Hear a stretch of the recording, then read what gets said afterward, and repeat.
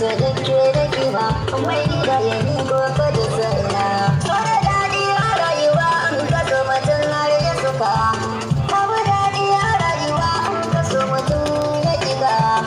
asali gare na kuna kisa zuba maza ta farba